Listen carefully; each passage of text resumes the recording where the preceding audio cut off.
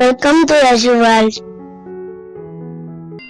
अध्याय 18 उपसंहार संन्यास की सिद्धि। अर्जुन ने कहा, हे महाबाहु, मैं त्याग का उद्देश्य जानने का इच्छुक हूँ, और हे केशनिषूदन, हे ऋषिकेश, मैं त्यागमय जीवन का भी उद्देश्य जानना चाहता हूँ।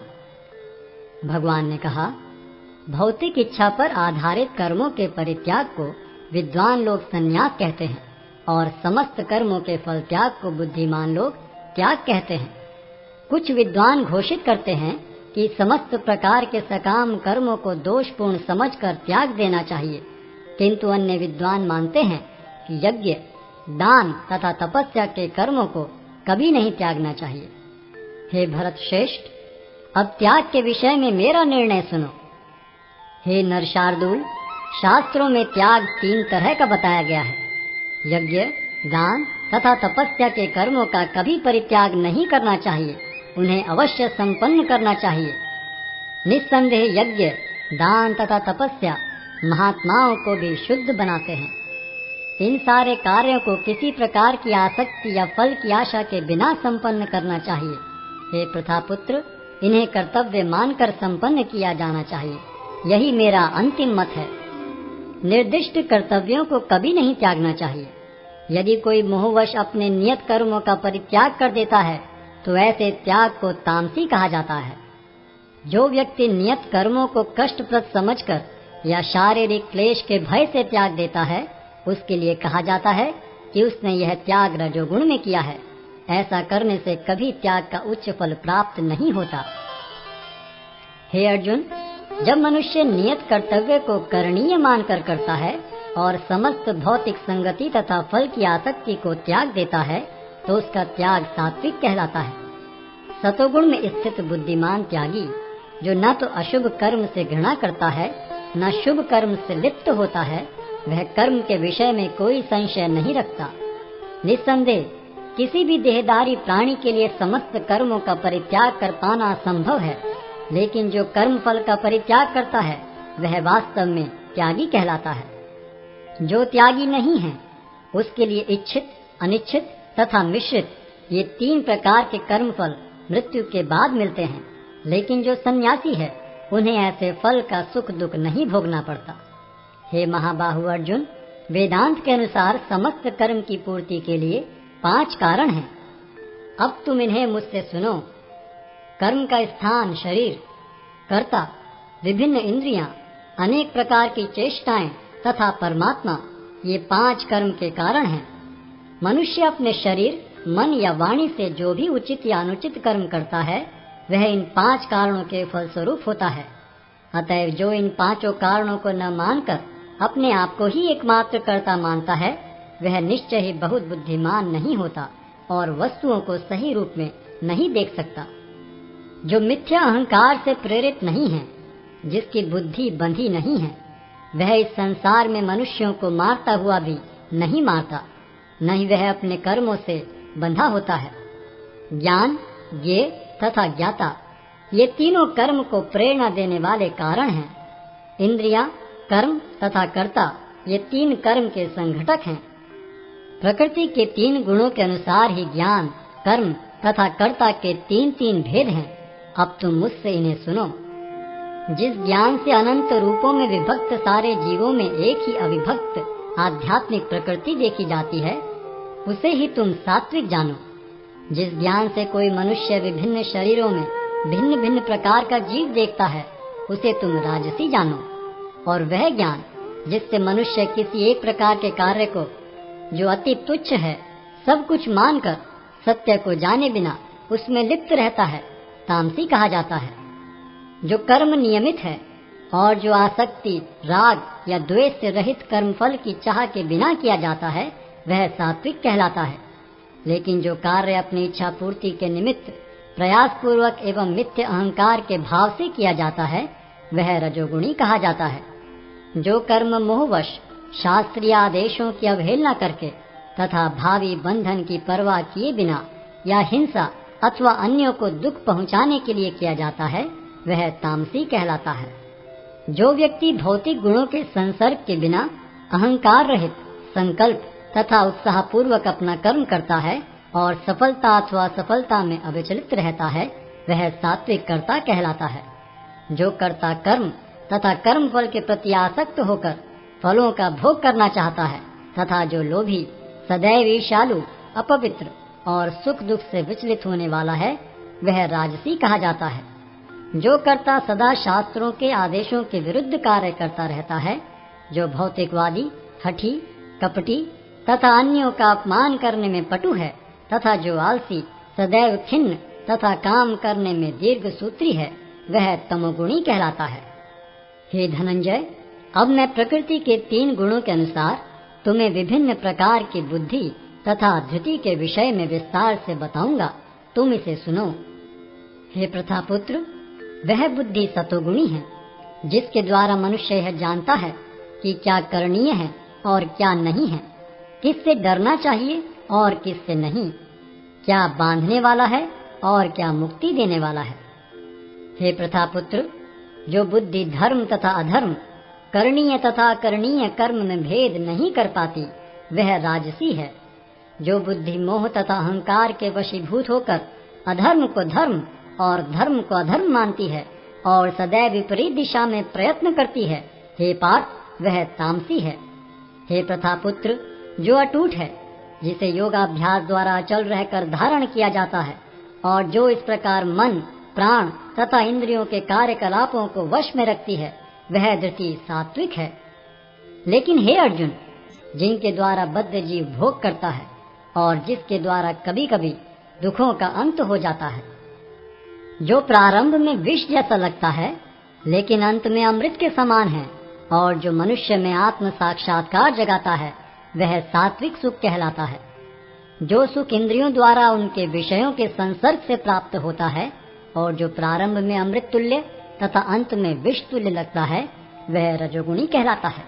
तथा जो सुख आत्म साक्षात्कार के प्रति अंधा है, जो प्रारंभ से लेकर अंत तक मोहकारक है और जो निद्रा, आलस्य तथा मोह से उत्पन्न होता है, वह तामसी कहलाता है। इस लोक में, स्वर्ग लोकों में या देवताओं के मध्य में कोई भी ऐसा व्यक्ति विद्यमान नहीं है जो प्रकृति के 3 गुणों से मुक्त हो। हे परंतप, ब्राह्मणों, क्षत्रियों, वैश्यों तथा शूद्रों में प्रकृति के गुणों के अनुसार उनके स्वभाव द्वारा उत्पन्न गुणों के द्वारा भेद किया जाता है। शांति प्रियता, आत्मसंयम, तपस्या, पवित्रता, सहिष्णुता, सत्यनिष्ठा, ज्ञान, विज्ञान तथा धार्मिकता, ये सारे स्वाभाविक गुण हैं जिनके द्वारा ब्राह्मण कर्म करते हैं। वीरता, शक्ति, संकल्प, दक्षता, युद्ध में धैर्य, उदारता तथा नेतृत्व, ये क्षत्रियों के स्वाभाविक गुण हैं। कृषि करना, गोरक्षा तथा व्यापार वैश्यों के स्वाभाविक कर्म हैं और शूद्रों का कर्म श्रम तथा अन्यों की सेवा करना है। अपने अपने कर्म के गुणों का पालन करते हुए प्रत्येक व्यक्ति सिद्ध हो सकता है।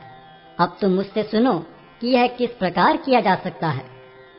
जो सभी प्राणियों का उद्गम है और सर्वव्यापी है, उस भगवान की उपासना करके मनुष्य अपना कर्म करते हुए पूर्णता प्राप्त कर सकता है। अपने वृत्तिपरक कार्य को करना, चाहे वह कितना ही त्रुटिपूर्ण ढंग से क्यों न किया जाए, अन्य किसी के कार्य को स्वीकार करने और अच्छी प्रकार करने की अपेक्षा अधिक श्रेष्ठ है। अपने स्वभाव के अनुसार निर्दिष्ट कर्म कभी भी पाप से प्रभावित नहीं होते। प्रत्येक उद्योग किसी न किसी दोष से आवृत होता है, जिस प्रकार अग्नि धुएं से आवृत रहती है। अतएव हे कुंती पुत्र, मनुष्य को चाहिए कि स्वभाव से उत्पन्न कर्म को, भले ही वह दोषपूर्ण क्यों न हो, कभी त्यागे नहीं। जो आत्म संयमी तथा अनासक्त है एवं जो समस्त भौतिक भोगों की परवाह नहीं करता, वह संन्यास के अभ्यास द्वारा कर्म फल से मुक्ति की सर्वोच्च सिद्ध अवस्था प्राप्त कर सकता है। हे कुंती पुत्र, जिस तरह इस सिद्धि को प्राप्त हुआ व्यक्ति परम सिद्धावस्था अर्थात ब्रह्म को सर्वोच्च ज्ञान की अवस्था है प्राप्त करता है, उसका मैं संक्षेप में तुमसे वर्णन करूंगा, उसे तुम जानो। अपनी बुद्धि से शुद्ध होकर तथा धैर्य पूर्वक मन को वश में करते हुए इंद्रिय तृप्ति के विषयों का त्याग कर राग तथा द्वेष से मुक्त होकर जो व्यक्ति एकांत स्थान में वास करता है, जो थोड़ा खाता है, जो अपने शरीर मन तथा वाणी को वश में रखता है, जो सदैव समाधि में रहता है तथा पूर्णतया विरक्त, मिथ्या अहंकार, मिथ्या शक्ति, मिथ्या गर्व, काम, क्रोध तथा भौतिक वस्तुओं के संग्रह से मुक्त है, जो मिथ्या स्वामित्व की भावना से रहित तथा शांत है, वह निश्चय ही आत्म साक्षात्कार के पद को प्राप्त होता है। इस प्रकार जो दिव्य पद पर स्थित है, वह तुरंत पर ब्रह्म का अनुभव करता है और पूर्णतया प्रसन्न हो जाता है। वह न तो कभी शोक करता है, न किसी वस्तु की कामना करता है। वह प्रत्येक जीव पर संभाव रखता है। उस अवस्था में वह मेरी शुद्ध भक्ति को प्राप्त करता है। केवल भक्ति से मुझ भगवान को यथारूप में जाना जा सकता है। जब मनुष्य ऐसी भक्ति से मेरे पूर्ण भावनामृत में होता है, तो वह वैकुंठ जगत में प्रवेश कर सकता है। मेरा शुद्ध भक्त मेरे संरक्षण में समस्त प्रकार के कार्यों में संलग्न रहकर भी मेरी कृपा से नित्य तथा विनाशी धाम को प्राप्त होता है। सारे कार्यों के लिए मुझ पर निर्भर रहो और मेरे संरक्षण में सदा कर्म करो। ऐसी भक्ति में मेरे प्रति पूर्णतया सचेत रहो। यदि तुम मुझसे भावना भावित होगे, तो मेरी कृपा से तुम बद्ध जीवन के सारे अवरोधों को लांघ जाओगे। लेकिन यदि तुम मिथ्या अहंकारवश ऐसी चेतना में कर्म नहीं करोगे और मेरी बात नहीं सुनोगे, तो तुम विनष्ट हो जाओगे। यदि तुम मेरे निर्देशानुसार कर्म नहीं करते और युद्ध में प्रवृत्त नहीं होते हो, तो तुम कुमार्ग पर जाओगे। तुम्हें अपने स्वभाववश युद्ध में लगना होगा।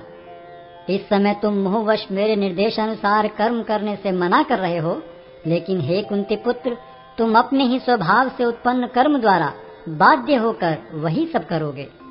हे अर्जुन, परमेश्वर प्रत्येक जीव के हृदय में स्थित है और भौतिक शक्ति से निर्मित यंत्र में सवार की भांति बैठे समस्त जीवों को अपनी माया से घुमा रहे हैं। हे भारत, सब प्रकार से उसी की शरण में जाओ। उसकी कृपा से तुम परम शांति को तथा परम नित्य धाम को प्राप्त करोगे। इस प्रकार मैंने तुम्हें गुह्यतर ज्ञान बतला दिया। इस पर पूरी तरह से मनन करो और तब जो चाहो सो करो। क्योंकि तुम मेरे अत्यंत प्रिय मित्र हो, अतः मैं तुम्हें अपना परम आदेश, जो सर्वाधिक गुह्य ज्ञान है, बता रहा हूँ। इसे अपने हित के लिए सुनो। सदैव मेरा चिंतन करो, मेरे भक्त बनो, मेरी पूजा करो और मुझे नमस्कार करो। इस प्रकार तुम निश्चित रूप से मेरे पास आओगे। मैं तुम्हें वचन देता हूँ, क्योंकि तुम मेरे परम प्रिय मित्र हो। समस्त प्रकार के धर्मों का परित्याग करो और मेरी शरण में आओ। मैं समस्त पापों से तुम्हारा उद्धार कर दूंगा। डरो मत। यह गुह्य ज्ञान उनको कभी भी न बताया जाए जो न तो संयमी है, न एकनिष्ठ, न भक्ति में रत है, न ही उसे जो मुझसे द्वेष करता है। जो व्यक्ति भक्तों को यह परम रहस्य बताता है, वह शुद्ध भक्ति को प्राप्त करेगा और अंत में वह मेरे पास वापस आएगा।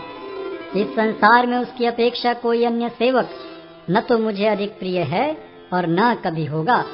और मैं घोषित करता हूँ कि जो हमारे इस पवित्र संवाद का अध्ययन करता है, वह अपनी बुद्धि से मेरी पूजा करता है, और जो श्रद्धा समेत तथा द्वेष रहित होकर इसे सुनता है, वह सारे पापों से मुक्त हो जाता है और उन शुभ लोकों को प्राप्त होता है जहाँ पुण्य आत्माएं निवास करती हैं। हे प्रथापुत्र, हे धनंजय, क्या तुमने इसे एकाग्र चित्त होकर सुना? और क्या अब तुम्हारा ज्ञान तथा मोह दूर हो गया है? अर्जुन ने कहा, हे कृष्ण, हे अच्युत, अब मेरा मोह दूर हो गया। आपके अनुग्रह से मुझे मेरी स्मरण शक्ति वापस मिल गई। अब मैं संशय रहित तथा दृढ़ हूँ और आपके आदेशानुसार कर्म करने के लिए उद्यत हूँ। संजय ने कहा, इस प्रकार मैंने कृष्ण तथा अर्जुन इन दोनों महापुरुषों की वार्ता सुनी और यह संदेश इतना अद्भुत है कि मेरे शरीर में रोमांच हो रहा है। व्यास की कृपा से मैंने ये परम गुह्य बातें साक्षात योगेश्वर कृष्ण के मुख से अर्जुन के प्रति कही जाती हुई सुनी। हे राजन, जब मैं कृष्ण तथा अर्जुन के मध्य हुई इस आश्चर्यजनक तथा पवित्र वार्ता का बारंबार स्मरण करता हूँ, तो प्रतिक्षण आह्लाद से गदगद हो उठता हूँ। हे राजन, भगवान कृष्ण के अद्भुत रूप का स्मरण करते ही मैं अधिकाधिक आश्चर्यचकित होता हूँ और पुनः पुनः हर्षित होता हूँ। जहाँ योगेश्वर कृष्ण है और जहाँ परम धनुर्धर अर्जुन है, वहीं ऐश्वर्य, विजय, अलौकिक शक्ति, तथा नीति भी निश्चित रूप से रहती है, ऐसा मेरा मत है। हरे कृष्ण कृष्ण कृष्ण हरे हरे, हरे राम राम राम हरे हरे। हरे कृष्ण कृष्ण कृष्ण हरे हरे, हरे राम राम राम हरे। Yashu World. Please like, share, comment and subscribe.